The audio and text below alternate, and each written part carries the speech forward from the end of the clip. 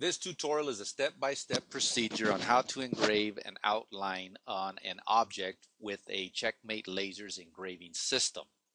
This is being done on CorelDRAW X5, but the procedure should be the same process regardless of which version of Corel you're using. The only thing may change is the location of your contour tool, but that should be the same location as well. First thing you're going to do is obviously open a CorelDRAW and then create a new page. Let's go to File, New Page. I'm just going to use a standard 8.5 by 11 sheet of paper. Simple for this process to describe to you. Click on the letter tool, and I'm going to put the letter S on the screen. And I'm going to change that to Arial Black so it's nice and fat and we can see clearly, and change it to 900 points so it'll fill up the screen. Hit the letter P to put that in the center.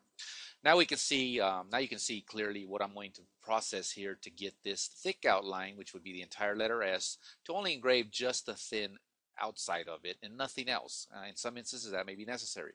So first thing I want to do is click on the X button on the color bar to remove the fill.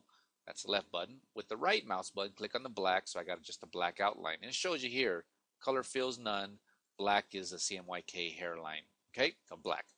And next thing I want to do is go to Arrange, click on Convert to Curves, and let me back up a second here. Show you at the bottom, it's always important to look at your status bar because that's very important information that's relevant to what you're working on. Artistic text, Arial Black on layer 1 is what we're working on, but I don't want to be working on text. I want to work on an object. So I'm going to convert that to a curve, and now we have a curve on layer 1. Now we do have a true object. Now if you come up from the bottom of the toolbar on CorelDRAW's interface screen, I go up 5 steps, 1, 2, 3, 4, 5, and the blend tool is what's located there. But if you hold down that button for about a second or two, you get a pop-up menu. And in this list, you got other potential capabilities of that particular tool. We want the second one in the list, Contour. Okay?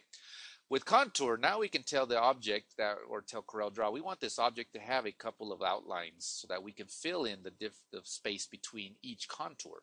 In this case, I'm going to pull down this. If I pull down very far, I'll get a very wide space, which gives me a lot of steps in between each line, which I'll show you in a second. If I get it very close, then it's much less steps. So I'm going to go a little bit out for a minute so you can see.